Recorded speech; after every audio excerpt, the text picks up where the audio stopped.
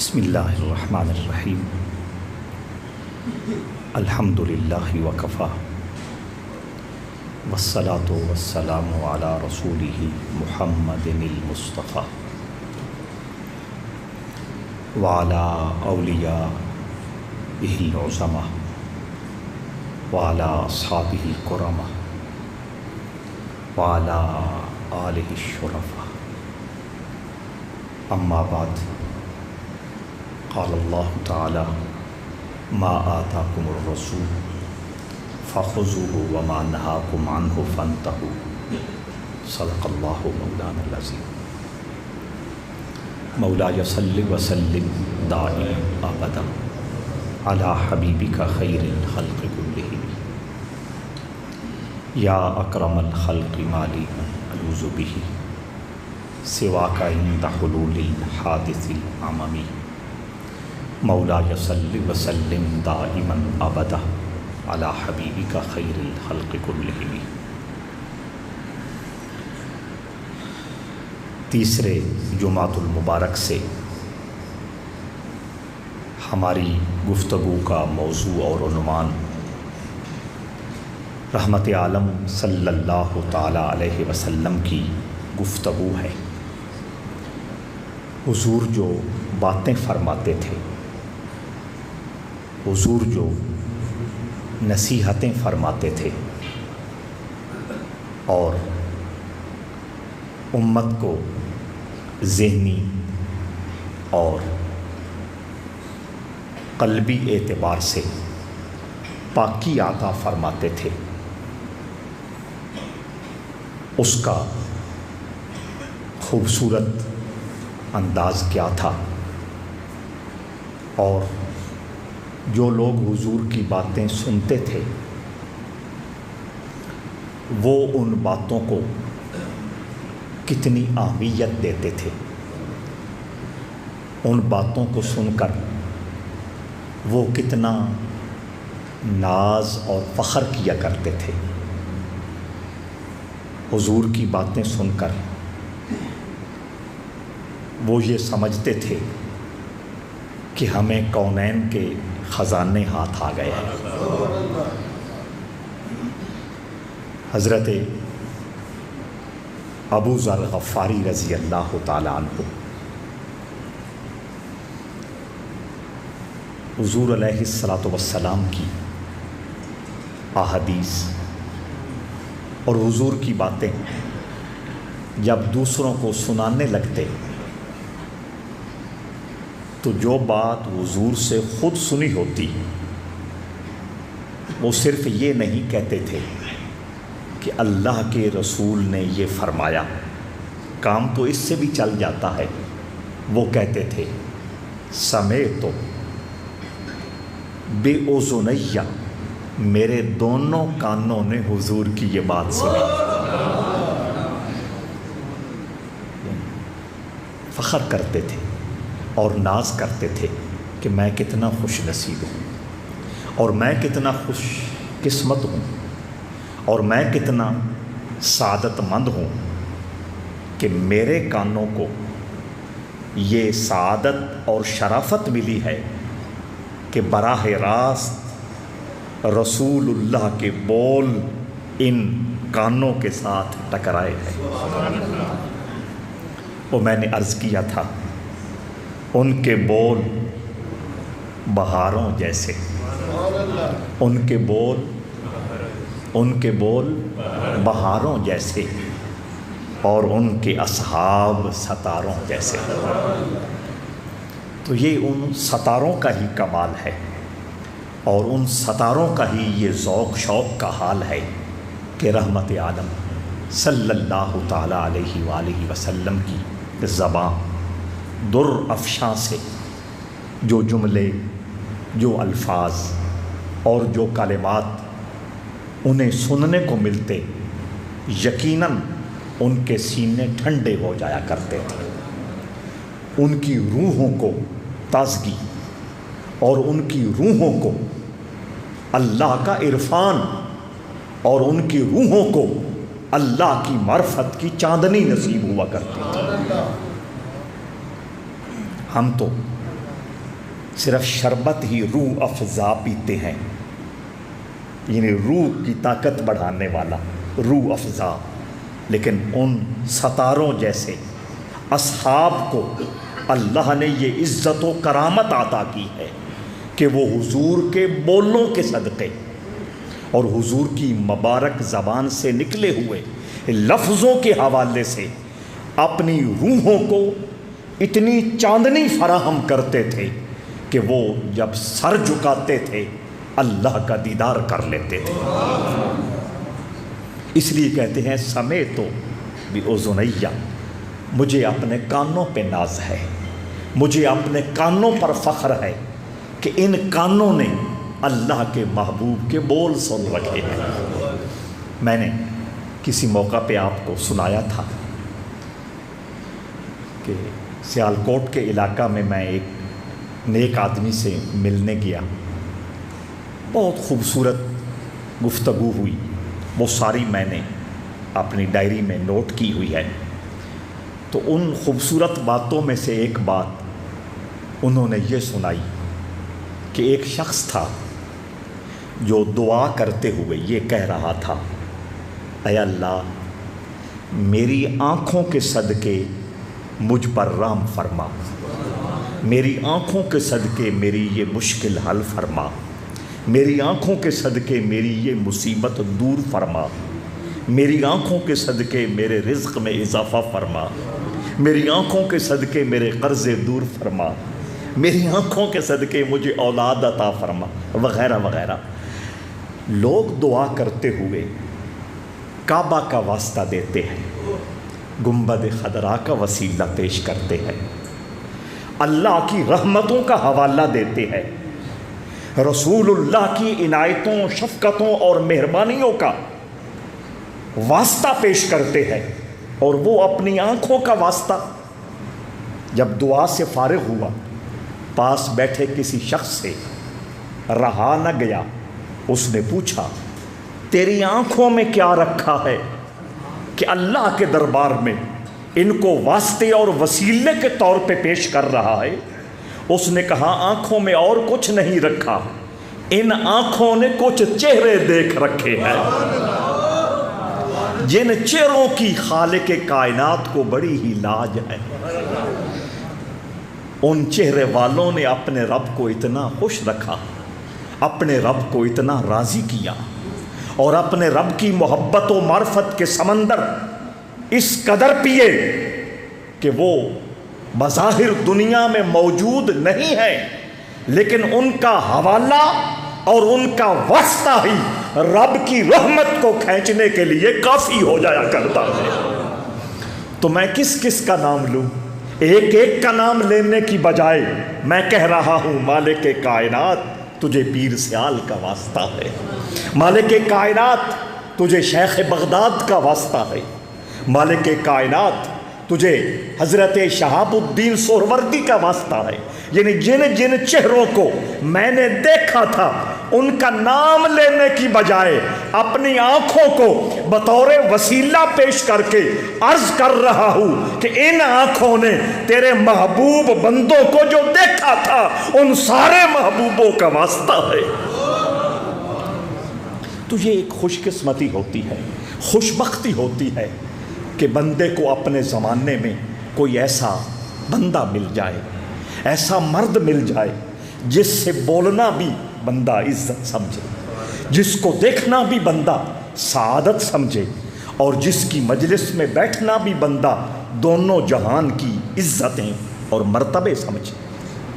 سما گئیں میرے دل میں قیامت کی شوخیاں، سما گئیں میرے دل میں قیامت کی شوخیاں، دو چار دن رہے تھے کسی کی نگاہ میں، دو چار دن کسی کے پاس آنا جانا نصیب ہوا، دو چار دن کسی کی مجلس میں حاضر رہ کر اس کے لبوں سے جو پھول گرتے تھے ان کو سمیٹنے کی سعادت نصیب ہوئی، اور اس کی مجلس میں حاضر رہ کر اس مجلس پر جو اللہ کی رحمت کی برسات اور پھوہار گرتی تھی اس سے میں نے بھی اپنی روح کو تازگی دی ہے۔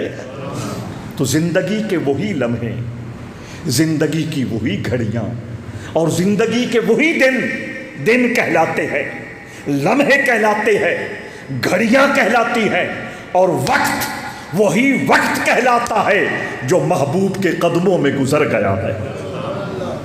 تو سمیتو بِأُذُنَیَّ، حضرت ابو ذر غفاری کہتے ہیں میں اپنے کانوں پہ ناز کیوں نہ کروں۔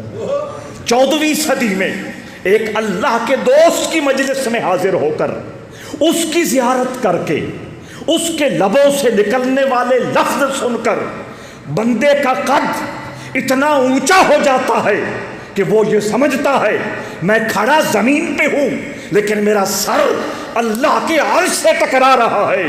تو جسے مصطفیٰ کریم کی صحبت نصیب ہو گئی اور مصطفیٰ کریم کے بول سننے کی سعادت مل گئی، اور جس کو حضور سے بات کرنے کا موقع مل گیا، اس کا سر اللہ کے عرش سے بھی اوپر نہ جائے تو کیوں نہ جائے۔ اس لیے ابو ذر غفاری کہتے ہیں سمیتو بِأُذُنَیَّ، مجھے اپنے کانوں پر ناز ہے، مجھے اپنے کانوں پر فخر ہے کہ ان کانوں نے رسول اللہ کے بول سن رکھے ہیں، حضور کی باتیں سن رکھی ہیں۔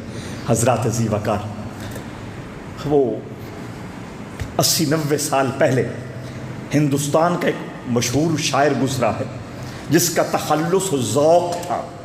شاعر تخلص رکھتے ہیں نا، حالی تخلص ہے، جوش تخلص ہے، غالب تخلص ہے، شیفتہ تخلص ہے، آرزو تخلص ہے۔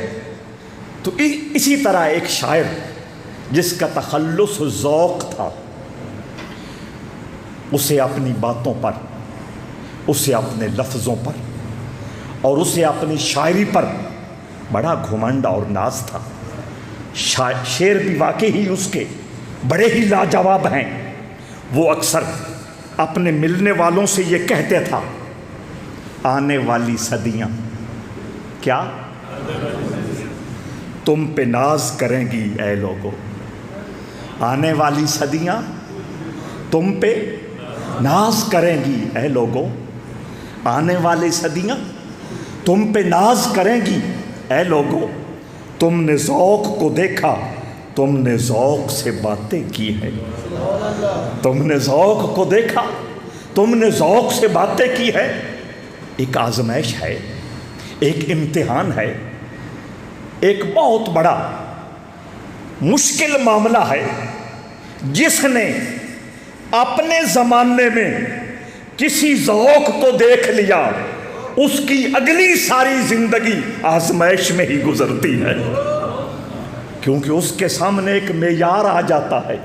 درویشی کا معیار یہ ہے، طریقت کا معیار یہ ہے، اخلاق کا معیار یہ ہے، رویے کا معیار یہ ہے، حسن کردار اور حسن سلوک کا معیار یہ ہے، دل موہ لینے کا معیار، دعا لینے اور دینے کا معیار یہ ہے۔ جس نے کچھ معیار دیکھ لیا وہ اگلی ساری زندگی تڑپتے گزارتا ہے، بلکتے گزارتا ہے، سسکتے گزارتا ہے، روتے گزارتا ہے، چونکہ وہ معیار اسے نظر نہیں آ رہا ہوتا۔ اور جنہوں نے معیار نہیں دیکھے وہ ہر زلفوں والے پہ لٹو ہو جاتے ہیں، وہ ہر دکان پہ بکنے کے لیے تیار ہو جاتے ہیں۔ تو بات کر رہا تھا ذوق، شاعر ہو کے کہتا ہے آنے والی صدیاں تم پہ ناز کریں گی اے لوگو، تم نے ذوق کو دیکھا، تم نے ذوق سے باتیں کی ہیں۔ اگر 13ویں صدی میں ایک شاعر اپنی شاعری پہ ناز کرتے ہوئے، اپنے بولوں پہ ناز کرتے ہوئے، اپنے کلام پر فخر کرتے ہوئے اپنے ملنے والوں سے کہتا ہے اگلے زمانوں میں، اگلی صدیوں میں تم اس بات پہ ناز کرو گے، ہمیں ذوق سے ملنا نصیب ہوا ہے، ہمیں ذوق سے ملاقات کرنی نصیب ہوئی ہے۔ اگر 13ویں صدی میں شاعر ذوق یہ بات کرتا ہے تو جن کو رسول اللہ کی صحبت ملی ہے وہ کیوں نہ کہیں سمیت بِأُذُنَیَّ، مجھے اپنے کانوں پہ ناز ہے۔ حضرت خواجہ محمد فخر الدین سیالوی رحمۃ اللہ تعالی علیہ اکثر ٹھنڈا سانس بھر کے یہ کہتے تھے، ساری زندگی علامہ اقبال سے ملاقات کی خواہش رہی لیکن ملاقات نہ کر سکا، اور فرمایا ملاقات کرنے کے لیے میں لاہور پہنچا، وہاں ایک آدمی سے ملاقات ہوئی، مجھے اس کا نام یاد ہے، کہاں رہتا ہے وہ ساری بات یاد ہے، لیکن اس کا ذکر کرنا مناسب نہیں۔ اس بندے کو علامہ اقبال سے اندر اندر کوئی پرابلم تھی، اس نے کہا بزرگوں اس سے کیا ملنا ہے، توجہ ہے یا نہیں؟ لیکن خواجہ صاحب فرماتے ہیں جب اقبال دنیا سے رخصت ہوا اس دن سے لے کر فرمایا آج تک میں یہ آرزو دبائے بیٹھا ہوں کاش اس سے ملاقات ہو جاتی۔ اور اسی ضمن میں کہتے تھے محمد علی جناح سے ملاقات ہوئی ہے، قائد اعظم سے ملاقات ہوئی ہے، اور کوئی تبصرہ نہیں کیا، بس یہ تبصرہ فرمایا زندگی میں ہزاروں لوگوں سے میں نے ہاتھ ملایا ہے، محمد علی جناح سے زیادہ نرم ہاتھ کسی کا نہیں تھا۔ تو عرض کرنے کا مطلب یہ ہے کہ اس آخری زمانے میں جن لوگوں کو اللہ نے عزت دی ہے، اللہ نے علم دیا ہے، اللہ نے حکمت، تدبر، بصیرت عطا کی ہے، اللہ نے ذوق شوق کی دولت عطا کی ہے، اللہ نے نظر میں، اللہ نے زبان میں، اللہ نے ان کی صحبت میں اثر رکھا ہے، ان سے ملنا عزت لگتا ہے، عظمت لگتا ہے، شان لگتی ہے، مرتبہ محسوس ہوتا ہے۔ تو وہ ہستی جو کائنات کی تاجدار ہے، انبیاء کی امام ہے، رسول کی سردار ہے، اور کائنات کا ہر کمال جس کے گھر کی لونڈی ہے اس سے جن لوگوں نے ملاقات کی ہے، وہ کیوں نہ کہیں سمیت بِأُذُنَیَّ، مجھے اپنے کانوں پہ ناز ہے اور فخر۔ کچھ میں واضح کر سکا اپنی بات؟ بہت توجہ چاہتا۔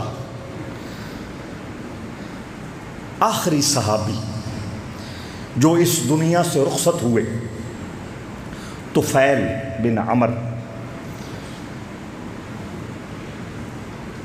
110 ہجری، سن کون سا؟ 110 ہجری، اب 1444 ہے، 110 ہجری میں وہ آخری صحابی اس دنیا میں موجود تھے۔ بیت اللہ شریف حج کا موقع، سین حرم بھرا ہوا، وہ ذرا اونچی جگہ پہ جا کھڑے ہوئے، کہنے لگے اونچی آواز میں آ جاؤ دوستو، آ جاؤ لوگوں، آ جاؤ، میں وہ آخری انسان روئے زمین پر باقی بچا ہوں جس نے رسول اللہ کو دیکھ رکھا۔ تو یہ عزت والی بات تھی نا، مرتبے والی بات تھی، شان والی بات تھی کہ میں وہ ہوں جس نے ان آنکھوں سے حالت ایمان میں رسول اللہ کا درشن کر رکھا ہے، حضور کی زیارت کر رکھی ہے، حضور کی مجلسوں میں بیٹھنا نصیب ہوا ہے، اور حضور کے بول سن کر اپنے ایمان کو تازہ بھی کیا ہے، اپنے ایمان کو بڑھایا بھی ہے۔ لوگ اکٹھے ہو جاتے ہیں، مجمع لگ جاتا ہے، اور ہر شخص ایک ہی بات کرتا ہے، حالانکہ لوگ پوچھ سکتے تھے آپ نے حضور کو دیکھا ہے، حضور کے پیچھے نمازیں پڑھی ہیں، نماز کیسے پڑھتے تھے، حضور کے زمانے میں روزے حضور کے ساتھ رکھے ہیں، ساری افطاری کا معمول کیا تھا، حضور کے زمانے میں بیت اللہ شریف کی حج کی سعادت ملی ہوگی، حضور نے حج کیسے کیا تھا، حضور میدان جنگ میں گئے تھے، آپ ساتھ گئے ہوگے، حضور نے جہاد کیسے کیا تھا، ہرگز نہیں۔ نہ نماز کا سوال ہوتا ہے، نہ روزے کا سوال ہوتا ہے، نہ عمرے حج کی بابت پوچھا جاتا ہے، نہ کسی اور نیکی کے بارے میں طفیل بن عمر سے پوچھا جاتا ہے۔ مجمع لگ گیا، ہر ایک کہتا ہے صف لنا رسول اللہ، رسول اللہ کی صفتیں بیان کرو۔ دعویٰ جو کیا ہے کہ میں آخری انسان ہوں روئے زمین پر جس نے رسول اللہ کو تک رکھا ہے، رسول اللہ کی زیارت کر رکھی ہے، لہٰذا جلدی کرو۔ تم نے رسول اللہ کو دیکھا تو کیسے دیکھا؟ ان کا لب و لہجہ کیسا تھا؟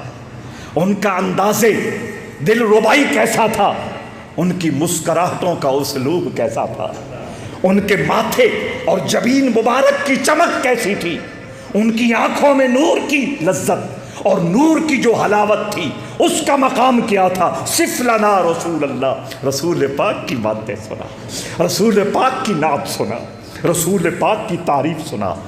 اب حضرت طفیل بن عمر دوسی نے حضور کی ساری مبارک زندگی کو 3 لفظوں میں بند کر دیا۔ ان کے بول بہاروں جیسے، ان کے بول، ان کے اصحاب ستاروں جیسے۔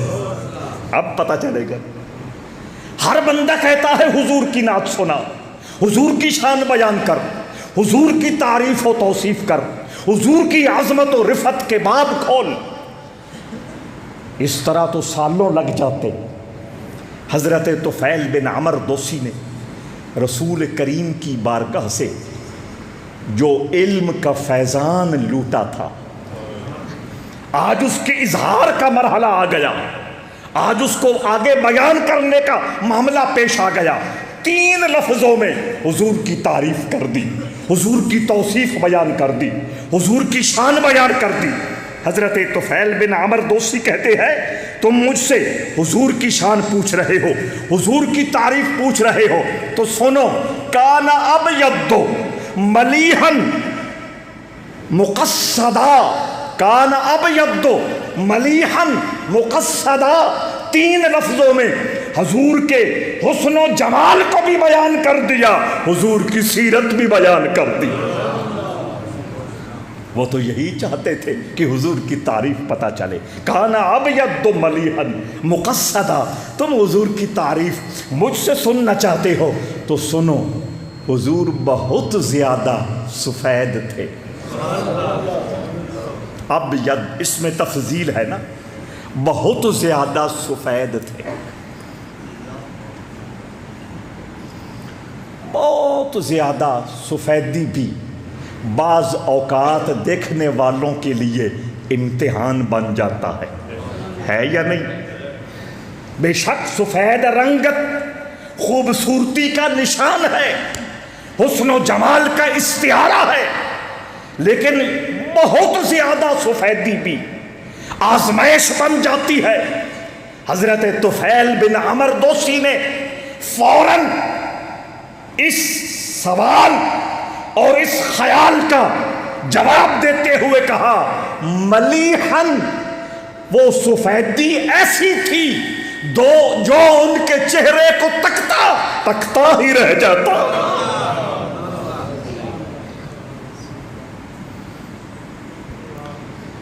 ملح نمک کو کہتے ہیں، سالٹ، جس چیز میں نمک ہو اسے نمکین کہتے ہیں، عربی میں اسے ملیح کہتے ہیں، انگلش میں سالٹش کہیں گے، اردو میں نمکین کہیں گے، عربی میں ملیح کہتے ہیں۔ اب حسن ملیح کیا ہوتا ہے؟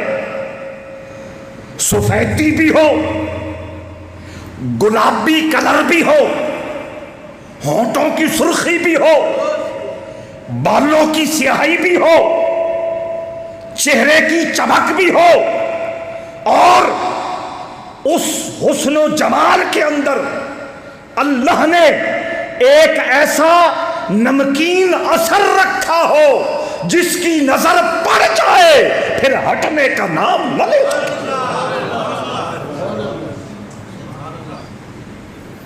میرے آقا نے خود فرمایا آنا جاگو نا جی نہیں تو پھر وہ آ ویسے آنا املح و اخی یوسف اسمح منہ، یہ حضور نے کہا۔ حضور بھی سمجھتے ہیں، توجہ بھائی، حضور بھی سمجھتے ہیں کہ زمانے گزر گئے، لوگ یوسف کی خوبصورتی کی مثالیں دیتے، اس زمانے بھی حسن یوسف کے چرچے تھے اور مثالیں دی جاتی تھی۔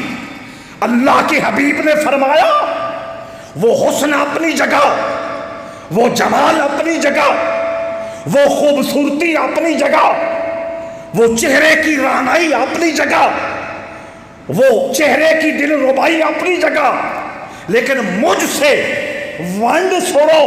میرے آقا نے فرمایا میں تقسیم کر رہا ہوں، میں ونڈ کر رہا ہوں۔ انا املح و اخی یوسف اسبح منی، یوسف کے چہرے میں چمک اتنی تھی کہ ایک بار جو دیکھتا دوسری بار دیکھنے کی ہمت نہیں رہتی تھی، اور میرے چہرے کا یہ کمال ہے جو دیکھتا ہے دیکھتے ہی رہ جاتا ہے۔ انا املح منہ۔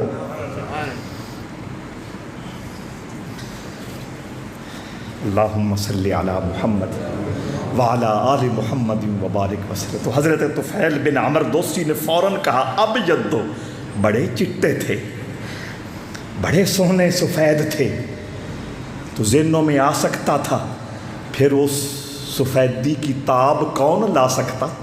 فرمایا ملیحن، وہ ایسے چٹے تھے، ایسے گورے تھے، ایسے سرخ و سپید تھے کہ جو دیکھتا وہ دیکھتا ہی رہ جاتا۔ تیرا چہرہ ہے کتاب محبت، تیرا چہرہ ہے، بہت چھوٹی بہر میں شعر ہے اور موجودہ زمانے کا ایک دوست ہے لاہور کا، ان کا ہے، تیرا چہرہ ہے کتاب محبت، تیرا چہرہ ہے کتاب محبت، کافی ہے مجھ کو یہ نصاب محبت۔ اور کیوں دیکھوں کسی کو، اور کیوں کسی کے پیچھے جاؤں؟ تجھے مانا، تجھے جانا، نہ رکھا غیر سے کوئی کام۔ تجھے جانا، تجھے مانا، نہ رکھا غیر سے کوئی کام۔ للہ الحمد، میں دنیا سے مسلمہ گیا۔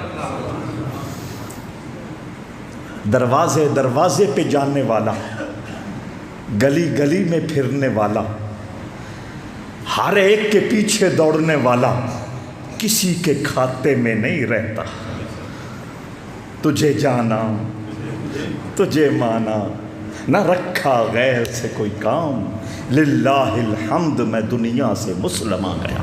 تو حضرت طفیل بن عمر کی بات ہو رہی تھی، انہیں بھی ناز تھا، انہیں بھی فخر تھا، وہ بھی اپنے آپ کو آسمان پہ پہنچا ہوا سمجھتے تھے کہ میں نے ان آنکھوں سے مصطفیٰ کا درشن کر رکھا ہے۔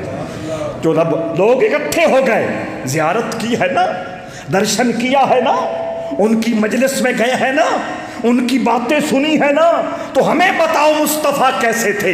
کانا ابیض ملیحن مقصدا۔ تو سنو سارے مجمع والوں، سنو، طفیل بن عمر کہتے ہیں گورے چٹے تھے لیکن رنگت میں اتنی چمک نہیں تھی کہ آنکھیں ہٹ جائیں، آنکھیں چدھیا جائیں۔ حضرت یوسف برقع رکھتے تھے، کبھی زیارت کے لیے تھوڑی لمحے کے لیے پردہ ہٹاتے تھے، لیکن مصطفیٰ ابیض، چٹے گورے تھے، ملیحن، لیکن حسن میں اتنی ملاحت تھی، اتنی کشش تھی، جو دیکھتا جان فدا کر دیتا۔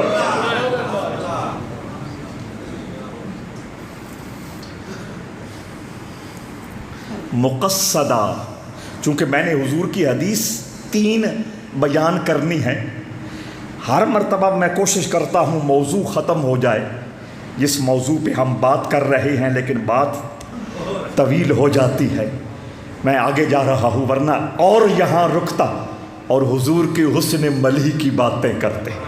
مکھ چند بدر شاشان. خیر، اب ید و ملیحن، چٹے گورے تھے لیکن اتنی بھی چمک نہیں تھی کہ آنکھوں پہ ہاتھ رکھنا پڑے. ملیحن، اس چٹے گورے کو جو دیکھتا وہ دیکھتے ہی رہ جاتا. بچے ہیں، گھر ہیں. مکہ کے رہنے والے دادا کے پاس آئے. عبد المطلب، آپ ہمارے رہبر ہو، آپ بیت اللہ کے خادم ہو، آپ روحانی اعتبار سے شان رکھنے والے ہو. بارش نہیں ہو رہی، قحط پڑ گیا، ہر چیز فنا ہو رہی، دعا کرو آسمان راضی ہو جائے. عبد المطلب نے کہا محمد کو گھر سے لے آؤ. بچہ گھر میں ہے، محمد کو گھر سے لے آؤ. جب محمد دنیا میں آئے تھے لوگ عبد المطلب سے پوچھنے آئے تیرے بیٹے عبداللہ جو وفات پا چکے ہیں، سنا ہے ان کو اللہ نے بیٹا دیا ہے، نام کیا رکھو گے یا کیا نام رکھا ہے؟ کہا اب محمد. اہل عرب کہتے تھے یہ نام پہلی مرتبہ ہماری سماعتوں سے ٹکرایا ہے. اہل عرب کہتے تھے یہ نام کیوں رکھا ہے؟ جناب عبد المطلب بولے میں یہ سمجھتا ہوں کہ آنے والے وقت سارے کے سارے رب نے محمد کے نام کر دیے ہیں. بات پھر دور جا رہی، محمد کو بلاؤ. وہ محمد آ گئے، بیت اللہ کے سائے میں کھڑے ہو کر محمد کریم نے اپنے ننھے ننھے ہاتھ اٹھائے اور ان ہاتھوں کی تابعداری میں عبد المطلب بھی، ان ہاتھوں کی تابعداری میں مکہ کے سارے سردار بھی اور باقی رعیت اور عوام بھی آمین کہہ رہی ہے. جب دعا ختم ہوئی، ہاتھ کدھر لے جانے تھے؟ چہرے پہ. ابھی چہرے پہ مل کر چھوڑے نہیں تھے، بادل آ گیا، برسنا شروع کر دیا. چاچا بھی پاس کھڑا تھا، جناب ابو طالب بھی پاس کھڑے تھے، بہترین شاعر تھے اپنے زمانے کے. اور اس زمانے میں عرب کے اندر جو سب سے بڑا کمال تھا وہ شاعری تھی.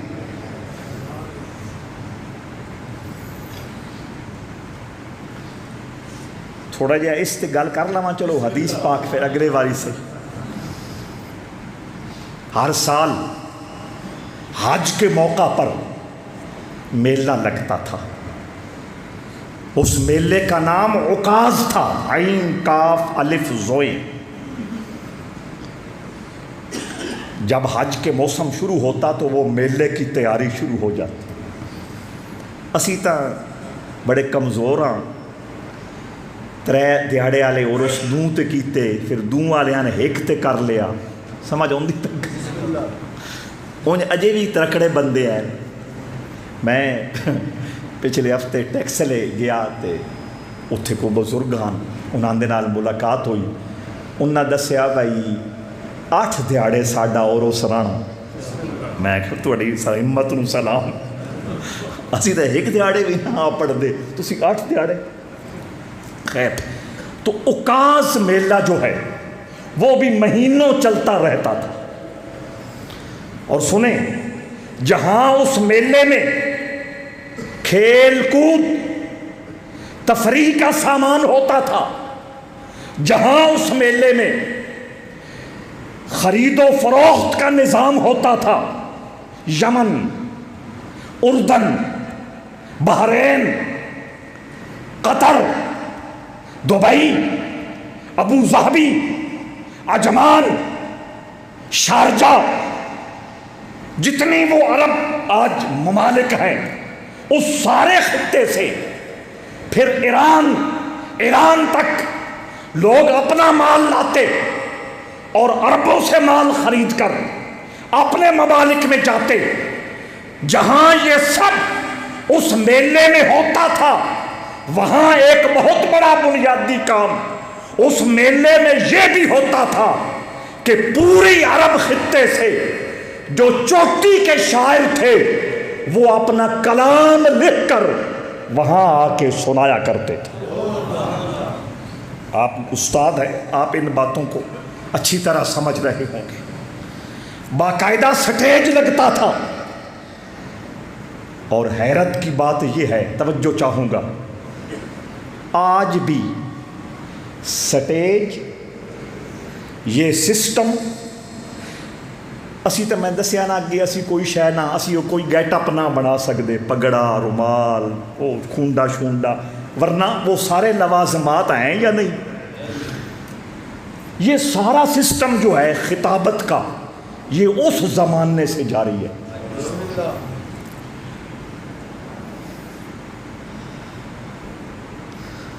وہ ایک ہمارے پنجاب میں بزرگ ہے،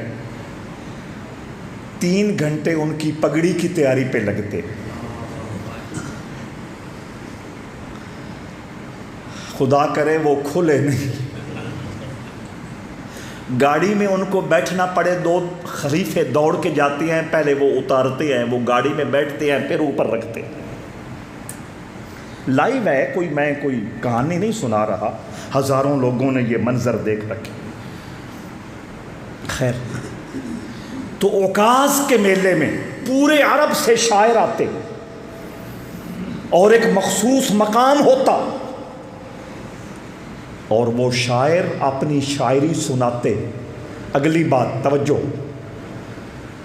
جو کلام، قصیدہ، غزل، منقبت، جو کلام وہ سارے عرب کے شعراء پسند کر کے پاس کرتے اس کو بیت اللہ کی دیوار پر لٹکا دیا جاتا.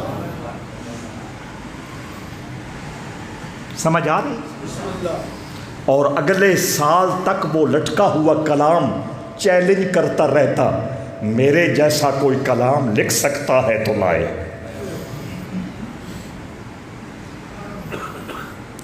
جاگتے پہ ان شعراء میں سے ایک شاعر ایسا بھی گزرا ہے جس کو یہ سعادت ملی ہے کہ اللہ کے رسول نے اس کی تعریف فرمائی. اس کو حضور کا خوش نصیبی سے زمانہ مل گیا، حضور کے ہاتھ پر اس نے اسلام قبول کیا. صرف اس لیے نہیں کہ وہ مومن ہو گیا، مسلمان ہو گیا، رسول اللہ کے دھڑے میں آ گیا. قابل تعریف حضور نے فرمایا اس کے کلام کو سن کر میری روح کو بھی تازگی ملتی تھی.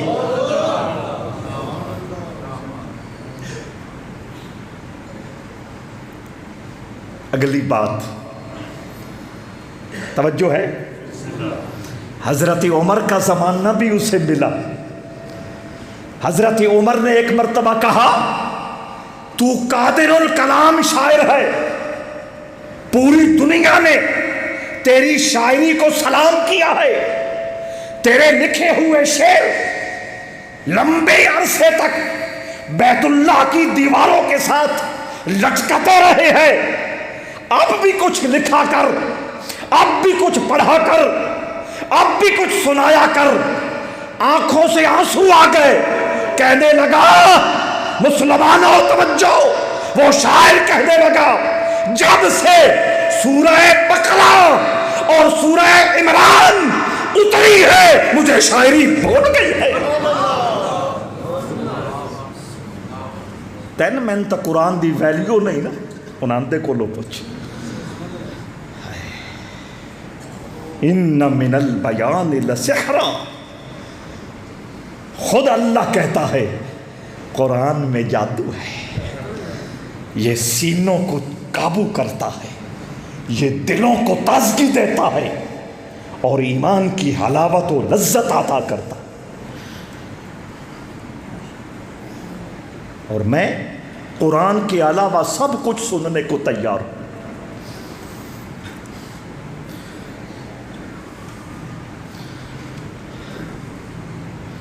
پورا سال میں ہوں ایک تھوڑے نال رولا پائی رکھنا، اور آج تو شروع کرن لگے ہیں۔ رمضان انشاءاللہ آئے گا یا نہیں آئے گا؟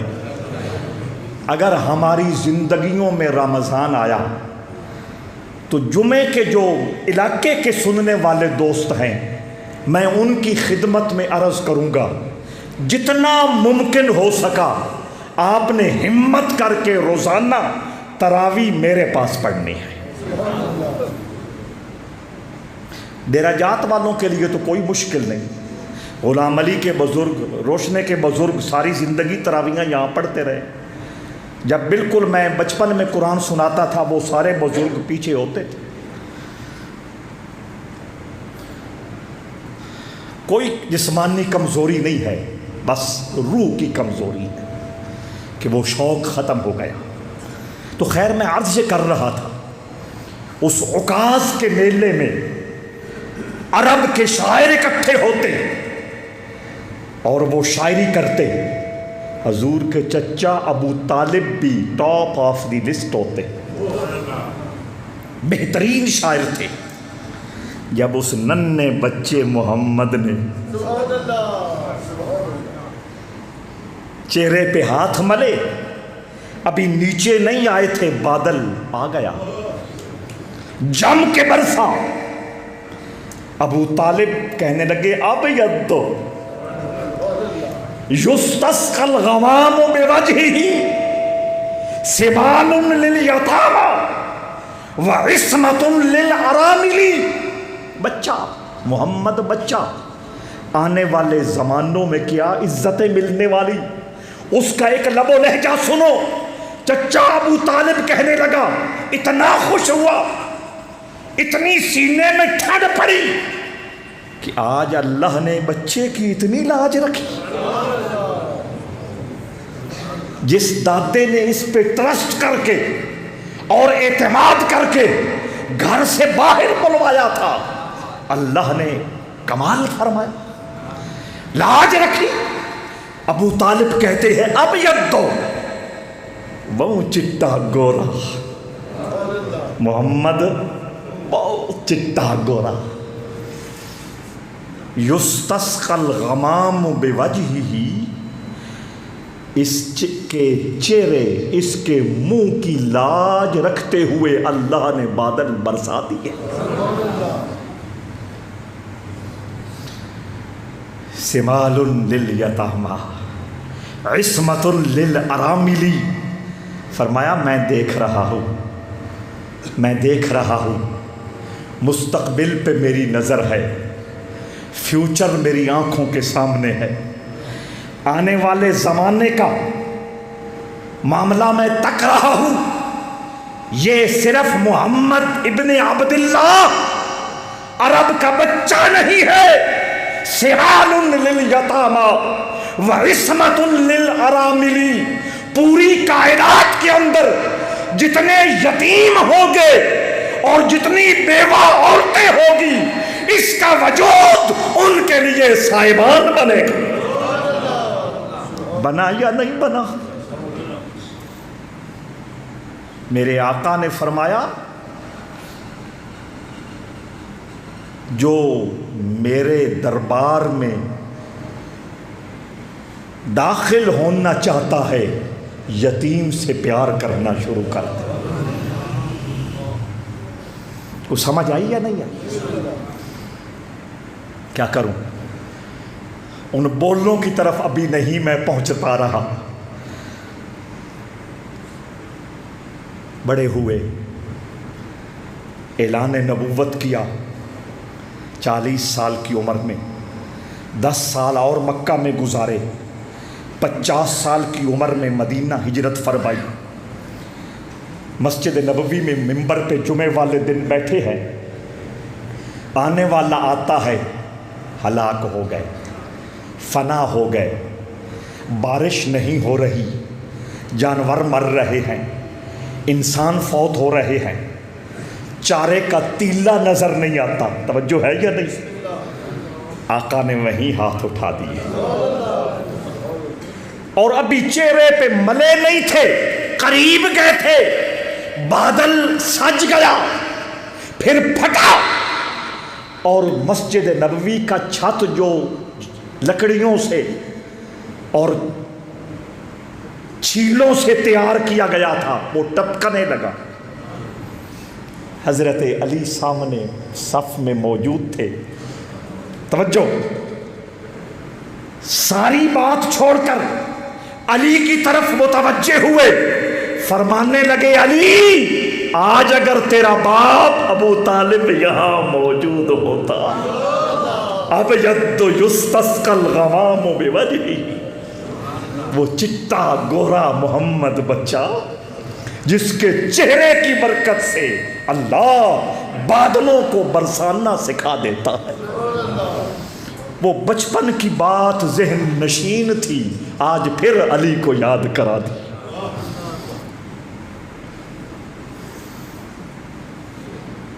ان کے بولوں کی بات ہو رہی ہے، ان کے بول بہاروں جیسے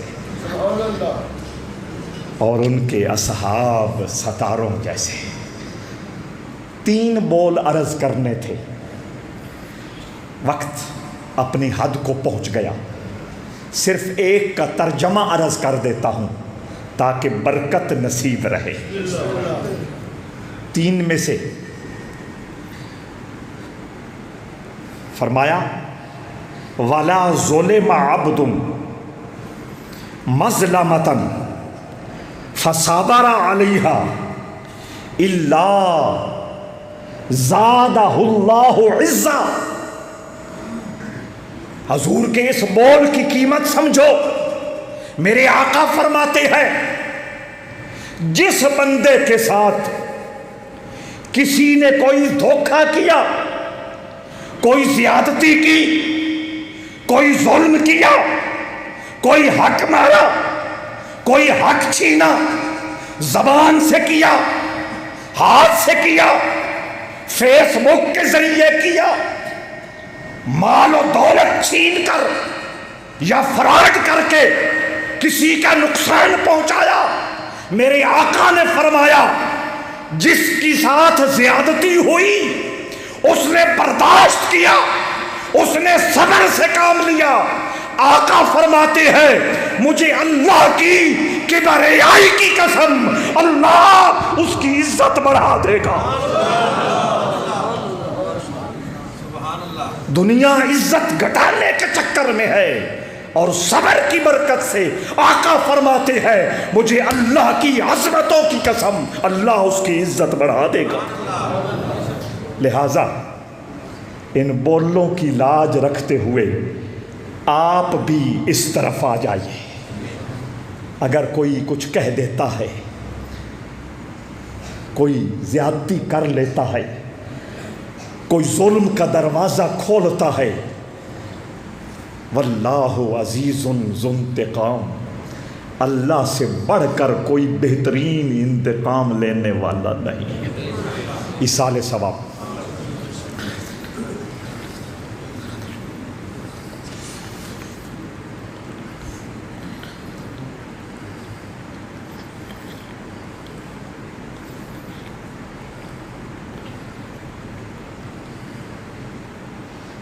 برحمتک